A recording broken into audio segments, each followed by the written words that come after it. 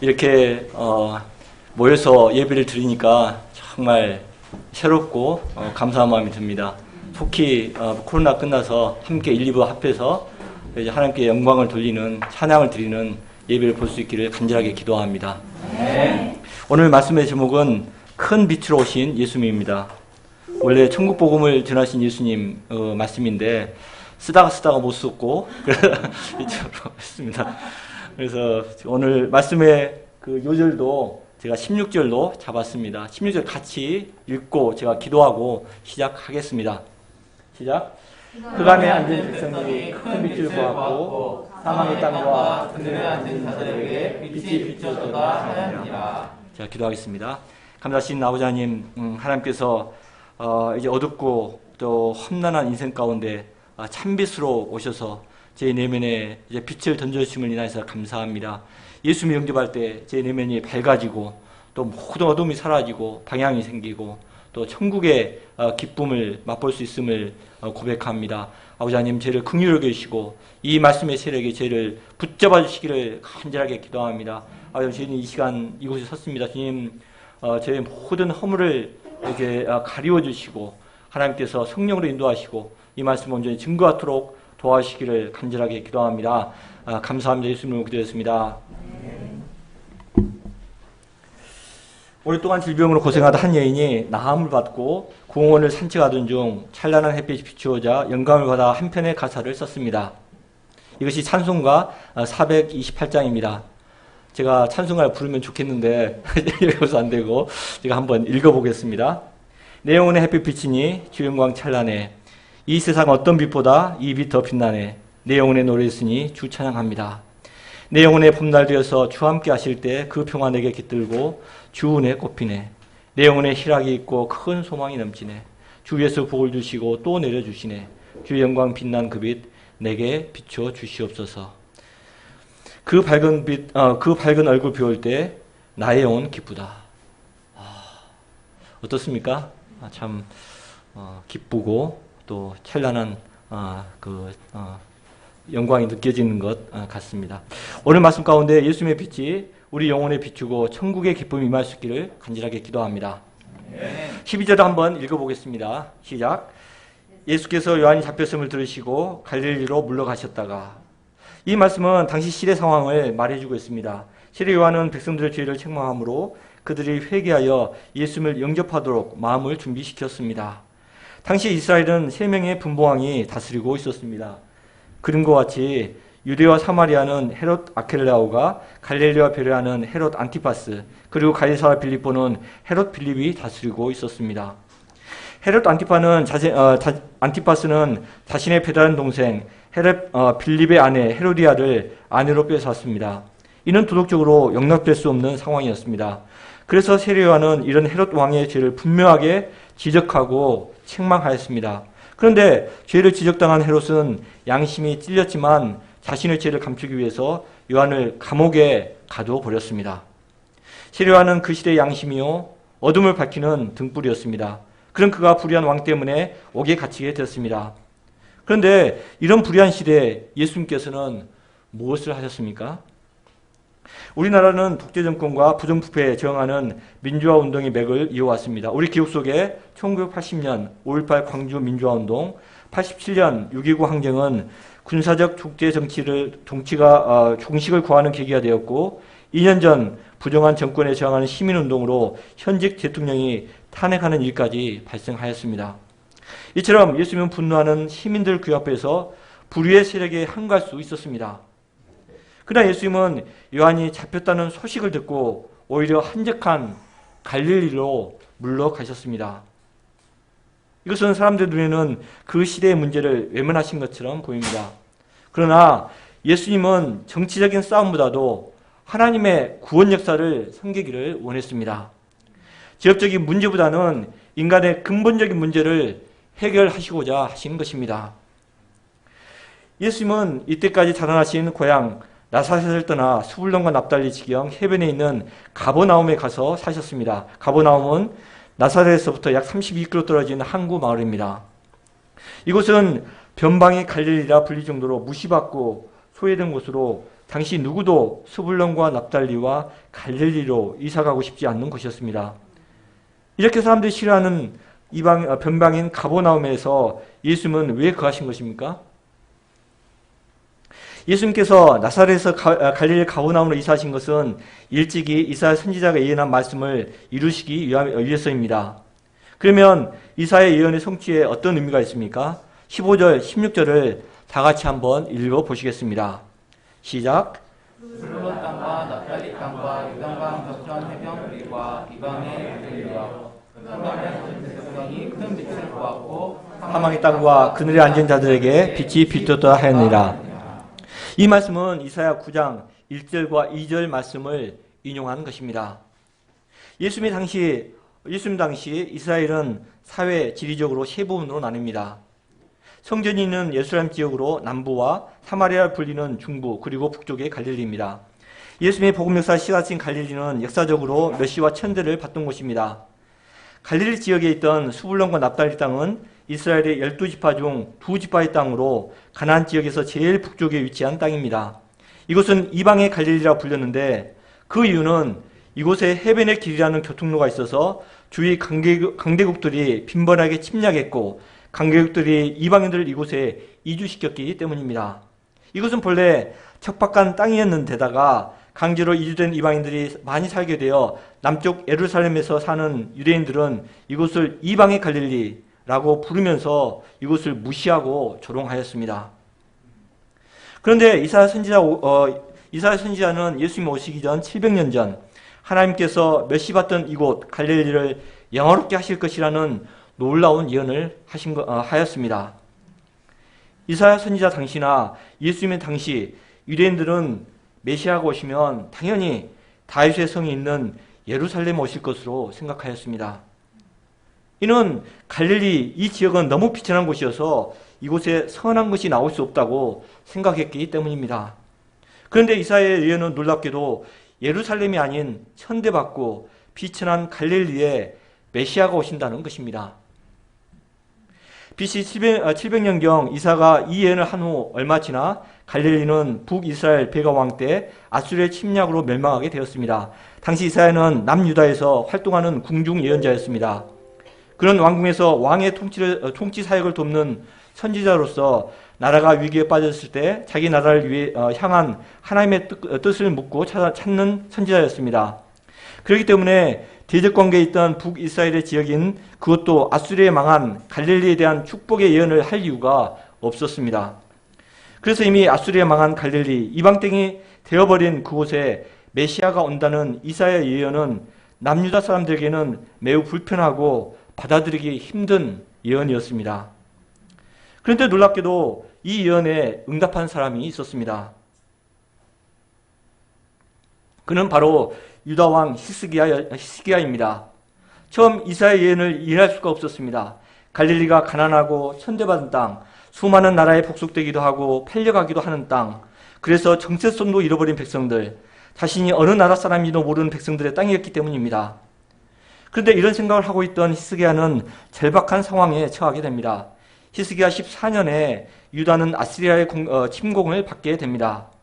성문 앞에 산헤립의 대군이 진을 쳤고 그의 사신인 랍사기가 현란한 말로 유대인들에게 항복하라고 협박을 하였습니다. 히스기야는 한나라의 왕으로 눈앞에 펼쳐진 멸망의 위기 앞에 아무것도 할 수 없는 자신을 바라보게 되었습니다. 백성들은 왕만 바라보고 있는데 정작 자신은 아무것도 할 수 없는 무력한 존재였습니다. 이때 히스기야는 자기 자신의 모습에서 갈릴리 백성의 마음을 보았습니다. 강대국의 침략으로 고통을 당하는 사망의 땅, 그늘에 앉은 갈릴리의 비참한 마음을 보았습니다. 그 마음이 다름 아닌 지금 유다가 처한 히스기야의 비통한 마음이었습니다. 그럼 그때 하나님께서 메시아를 갈릴리에 보내신다는 예언의 이유를 깨닫게 됩니다. 그리고 갈릴리 백성의 마음, 곧 깨어지고 낮아지고 겸손한 마음, 절박한 마음으로 하나님께 나아갑니다. 가난한 자의 마음, 과부의 마음, 고아의 마음으로 하나님께 나아가 하나님께 울면서 이렇게 기도하고 있습니다. 이사야서 37장 16절부터 20절입니다. 그룹 사이에 계신 이스라엘 하나님이여 귀를 기울여 들으시옵소서. 만군의 여호와 주는 천하 만국의 유일하신 하나님이십니다. 주께서 천지를 만드셨습니다. 여호와여 귀를 기울여 들으시옵소서. 여호와여 눈을 뜨고 보시옵소서. 사내립이 사람을 보내어 살아계신 하나님을 회방하는 모든 말을 들으시옵소서.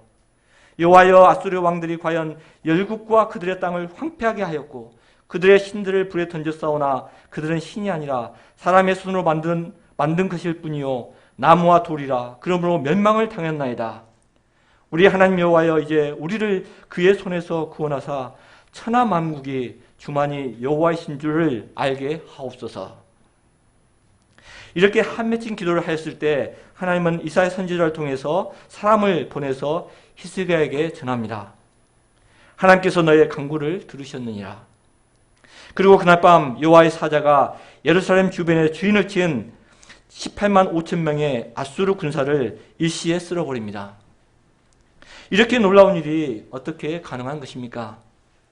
이 놀라운 일이 가능했던 것은 히스기야가 절박하고 겸손한 마음으로 하나님의 구원을 바랐기 때문입니다. 이사야 예언은 누구를 위한 것입니까? 이것은 당시 이방의 갈릴리와 같이 비참에 치에 낮아진 히스기야 왕 자신을 위한 예언이었습니다. 700년 후에 메시아신 예수님께서는 갈릴리 지역에서 사역하셨습니다. 당시 유대인들은 메시아는 당연히 남유다에서 나오고 그곳에서 활동하실 것이라고 믿었습니다. 그러나 예수님은 이 기대와 달리 예루살렘에서 사용하지 않으시고 주로 갈릴리 지역에서 사역하셨습니다.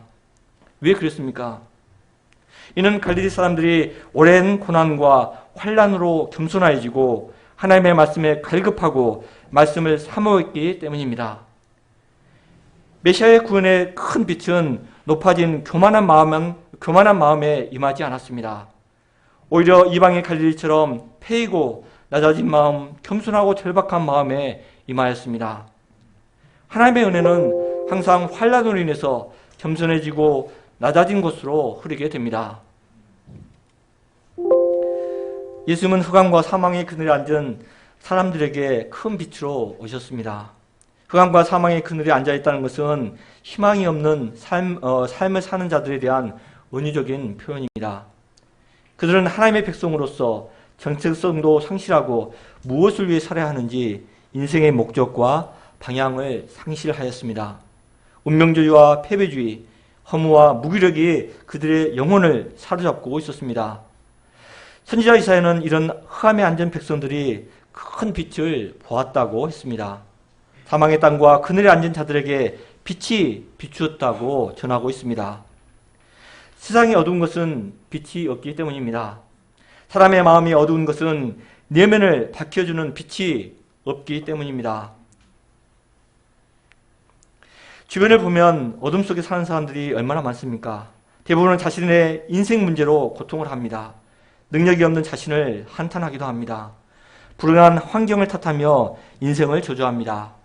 자신을 도와준 사람이 없기 때문에 아무것도 할 수 없다고 말합니다. 실제로 우리 스스로는 할 수 있는 것이 그렇게 많지 않습니다. 거대한 현실을 마주치면 힘도 없고 능력도 없고 환경도 나쁘고 내면의 죄악과 싸워 이길 수 있는 의지도 빈약합니다. 그렇기 때문에 내면의 모든 어둠을 몰아내줄 큰 빛이 절실하게 필요합니다. 태양이 뜨면 모든 어둠이 물러가는 것처럼 내면에 큰 빛이 임하면 어둠이 사라집니다. 찰스 스펄전은 세상에는 두 개의 태양이 있다고 했습니다. 하나는 하늘에 떠 있고 하나는 인간의 마음속에 떠서 영혼을 비추인다고 하였습니다. 자연은 햇빛을 통해서 에너지를 공급받고 그 아름다움을 표현하고 있습니다. 마찬가지로 인간도 어두운 내면을 비추는 생명의 빛, 진리의 빛이 있어야 합니다. 그 빛을 받을 때 밝고 환한 인생을 살 수가 있습니다. 인간의 어두운 내면을 밝히는 큰 빛이 누구입니까? 이는 바로 예수 그리스도가 되십니다. 예수는 우리 내면의 어둠을 물리치는 큰 빛으로 오셨습니다. 요한복음 8장 12절은 이렇게 말합니다. 나는 세상의 빛이니 나를 따르는 자는 어둠에 다니지 아니하고 생명의 빛을 얻으리라. 생명의 빛인 예수님을 우리 마음에 영접할 때 모든 어둠이 사라지고 밝고 희망찬 인생을 살 수가 있습니다. 구한말부터 일제 감정기 한반도는 이방의 갈릴리를 할 정도로 관객들의 심한 침탈로 인해서 많은 고난을 받았습니다. 구한말 한반도를 둘러싼 강대국들의 이권 다툼으로 백성들은 흑암과 사망의 그늘에 앉아 절망할 수밖에 없었습니다. 1876년 강화도 조약으로 시작해서 94년 청일전쟁, 1904년 러일전쟁, 05년 을사조약, 1907년 고종퇴위를 뒤이어서 1910년 한일 합방에 이르기까지 이 시대 조선의 역사는 비운의 역사 그 자체였습니다. 미국의 한 외교관인 포스터는 이렇게 증언하였습니다. 당시 한반도는 강대국들이 노리는 나봇의 포도원이었다. 러시아와 청나라 그리고 일본 등 강대국들의 신문지 야구 앞에 조선 정부는 무기력하고 힘없는 무너져 내렸고 청일전쟁과 러일전쟁을 통해서 한반도는 전쟁터로 돌변했습니다. 아무런 희망이 없던 백성들은 술주정과 노름에 깊이 빠져 가난은 이루 말할 수 없었고 전염병으로 거지와 병자가 길거리에 넘치고 있었습니다.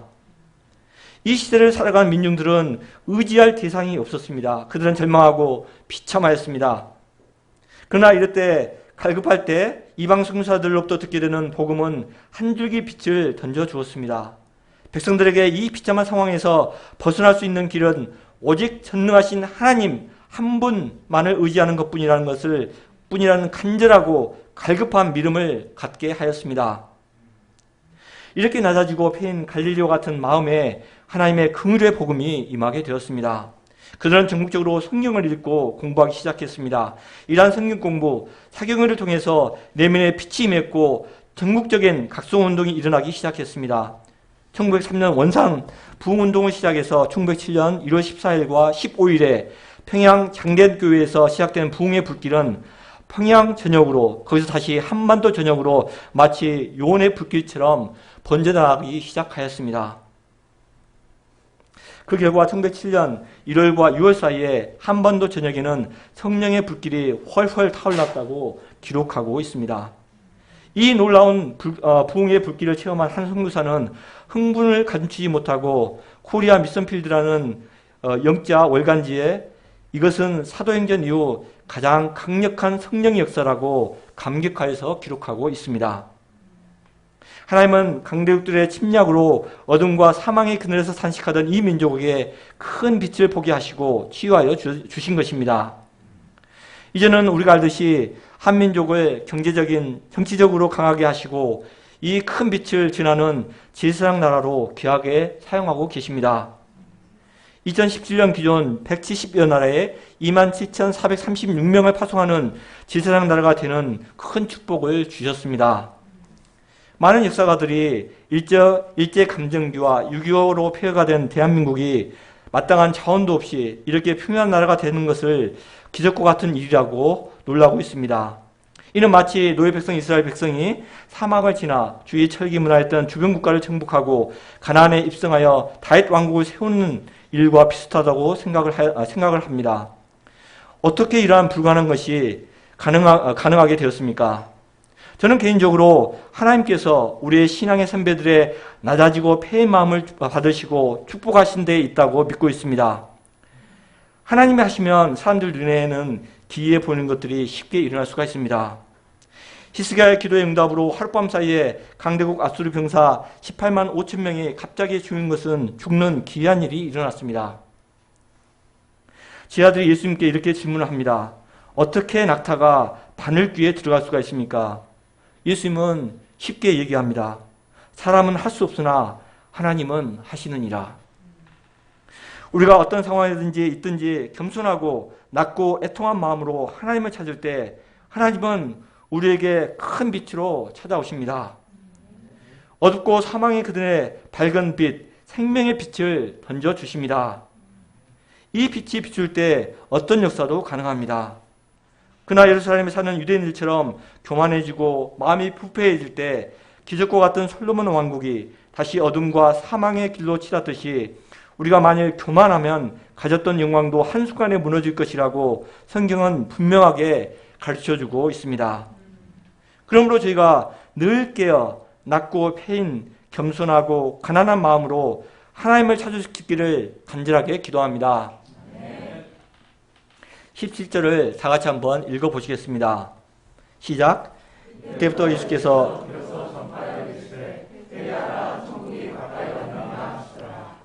예수님이 가장 먼저 하신 말씀은 회개하라 천국이 가까이 왔느니라 입니다. 이 말씀은 예수님의 공생의 기간 중에 선포하신 말씀을 한 문장으로 함축하고 있습니다. 회개한다는 것은 단지 도덕적으로 잘못된 삶에서 떠나는 것만을 의미하지는 않습니다. 근본적으로 세상을 향한 마음을 돌이켜 하나님께로 돌아오는 것을 말하고 있습니다.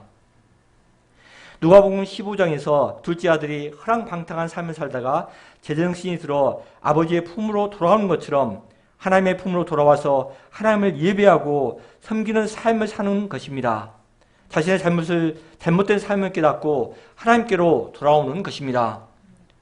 그러면 회개할 때 어떤 은혜를 받습니까? 그때 우리는 우리에게 천국이 임하게 됩니다. 예수는 바로 천국, 하나님이 다스리는 나라를 주시려고 이 땅에 오셨습니다. 예수를 믿고 죽은 후에 천국에 간다는 것은 기독교의 핵심 메시지가 아닙니다. 예수님이 말씀하신 천국은 이 땅에 오는 하나님의 나라입니다. 아멘. 천국은 하나님과 언약의 사랑이 회복되는 나라입니다. 예수님의 죽음과 부활을 통해서 이 땅에 천국이 임합니다. 이 땅에 임하는 천국은 고통이 없는 나라가 아니고 고난 속에서 하나님의 사랑으로 위로받고 말씀의 빛으로 어둠을 이기는 나라입니다. 아멘. 예수님이 바로 이 땅에 오신 천국이 되십니다. 아멘. 우리에게 얼마나 많은 문제들이, 얼마나 힘든 문제들이 얼마나 많이 있습니까? 힘들고 낙심되는 상황, 나를 슬픔에 빠지게 하는 문제들이 줄디어 기다리고 있습니다. 보면은 물질도 부족하고 집도 없고 지분이 있는데 작고 자녀들은 바람과 반대로 나가고 사랑하는 이들은 갑자기 세상을 떠나고 이 땅에 살면서 중병에 걸려 고통스러운 투쟁을 하기도 합니다. 학생들은 졸업을 했는데 직장이 없고 또 이제 가까스로 직장을 잡았는데 상사들에게 괴로움을 당하고 또 이렇게 열심히 직장생활에서 일을 했는데 노후가 걱정이 됩니다. 세상의 상처를 받고 위로받고자 하여 교회에 나왔는데 교회에 나와보니 항상 마음이 맞는 것도 아니고 안 맞는 사람도 많습니다. 이러한 상황은 곰곰이 생각하면 우리의 삶이 정말 흑암과 사망의 그늘에 앉아있는 갈릴리와 비슷하다는 것을 얘기하고 있습니다. 이렇게 문제가 가득한데 우리가 어떻게 천국의 평안을 가지고 기뻐할 수가 있겠습니까? 예수님은 그러나 말씀하십니다. 천국이 가까웠느니라. 상황이 이방인 갈릴리처럼 어둡고 죽음의 그늘이 덮고 있을지라도 우리가 회개할 때 하나님이 다스리는 천국이 내 안에 임하게 됩니다. 아멘. 말씀을 통해 예수님이 다스리는 천국을 맛보면 쓴맛 가득한 세상에서 슬픔과 아픔을 이기고 믿음의 길을 힘차게 갈 수가 있습니다. 아멘. 상황은 변하지 않을지라도 내면이 변하게 됩니다. 이는 하나님의 말씀, 예수님으로 가능합니다. 예수님이 우리 안에 임할 때 우리는 어둠과 사망의 그늘에서 큰 빛을 보게 됩니다.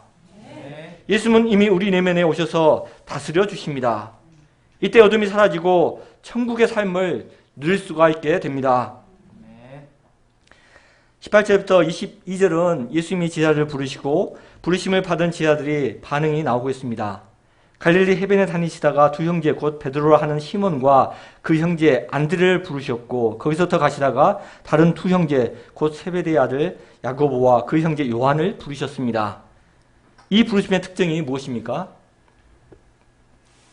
이 부르심에는 예수님의 주권과 소망이 담겨져 있습니다. 예수님은 창조주 하나님이 되십니다. 요한복음 1장 42절에서 예수님은 시몬을 보시자마자 내가 요한의 아들 시몬이니 장차 개발하리라 하였습니다. 시몬은 모래란 뜻이지만 개발한 아람어로 반석이란 뜻입니다. 예수님이 현재 모래처럼 불안하지만 장차 반석 같은 하나님의 종으로 될 것을 믿으시고 베드로란 이름을 주신 것입니다. 그들은 하나님의 역사에서 반석과 같은 존재로 키우시겠다고 하십니다. 하나님이 아브라함을 부르실 때 너를 복의 근원으로 만들겠다. I will make you blessing. I will이라고 소망과 주권을 강조하셨습니다. 아브라함은 하나님이 부르신 대로 그렇게 되었습니다. 예수님께서 베드로를 반석으로 만들겠다고 하셨습니다. 그는 그 말씀대로 인류의 반석이 되었습니다. 또 예수님은 이들이 앞으로 교회의 반석이 되고 세상의 스승이 될 소망을 주셨습니다. 현재는 보잘것없는 갈릴리 어부들이지만 이런 약점을 보지 않으시고 그들을 키워나가셨습니다. 예수님의 소망대로 그들은 교회의 반석이 되었습니다. 예수님의 부르심 안에는 누구나 소망이 있습니다. 현재 인간적으로 아무리 흠이 많고 연약하더라도 예수님께서 소망하신 대로 빚어가실 것입니다. 이 예수님은 우리에게도 당신의 소망을 두고 계십니다. 우리의 연약함을 기억지 않으시고 하나님의 주권으로 우리를 불러주십니다. 그리고 위대한 하나님의 사람으로 만드시겠다고 약속하십니다. 우리가 아브라함처럼 그리고 베드로처럼 부르심을 받아들이고 순종하면 하나님께서는 아브라함과 같은 인생, 베드로와 같은 인생으로 우리를 인도하십니다. 예수님은 그들에게 나를 따르라고 말씀하십니다. 나를 따르라 하는 것은 예수님의 제자가 되라는 뜻입니다.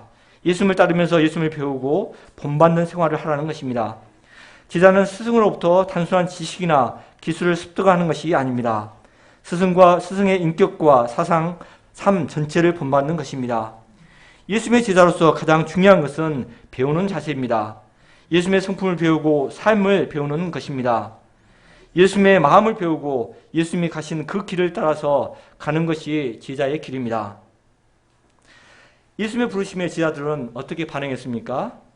20절에 보면 그들이 곧 그물을 버려두고 예수를 따르니라 라고 기록하고 있습니다. 시몬과 안드레는 예수님의 부르심을 받자마자 곧 그물을 버려두고 예수님을 따랐습니다. 그들은 재산이 많아서 머뭇거리는 부자 청년처럼 예수님의 부르심에 갈등하거나 머뭇거리지 않았습니다. 또 가롯 유다처럼 예수님을 따르면 어떤 유익이 있는지 계산하지도 않았습니다. 그들은 부르심을 받자 고기 잡는 어부의 생활을 접고 사람 낚는 어부의 인생을 살고자 결단하였습니다. 그의 삶의 방향과 인생의 목적이 완전히 바뀐 것입니다. 이런 그들의 모습은 진정한 회개가 무엇인지 잘 보여주고 있습니다. 진정한 회개란 천국의 왕이신 예수님의 부르심을 받았을 때 이전 삶에서 돌이켜서 예수님을 따르고 배우는 생활을 하는 것입니다. 물론 예수님을 따른다고 해서 모든 생업을 포기하라는 말씀이 아닙니다.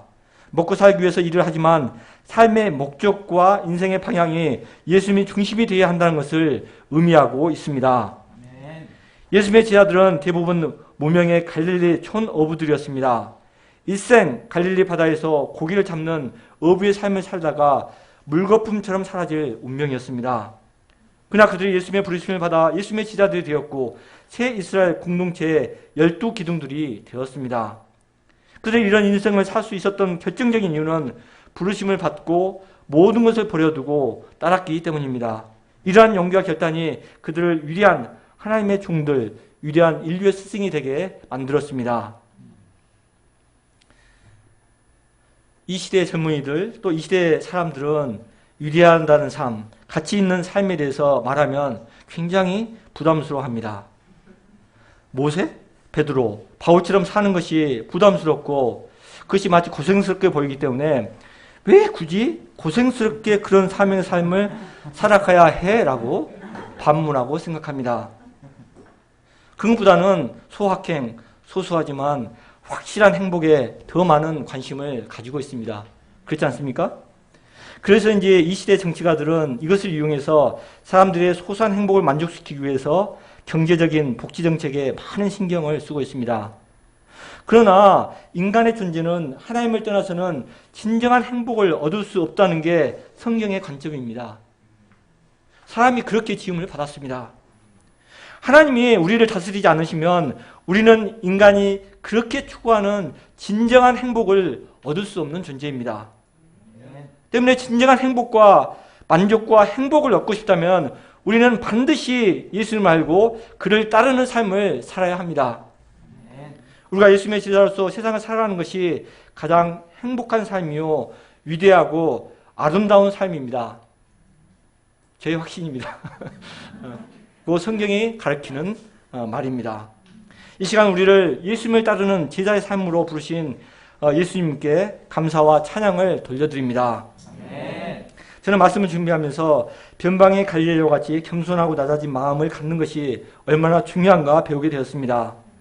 나의 지금 신앙의 주소는 어디 있는가 돌아보게 되었습니다.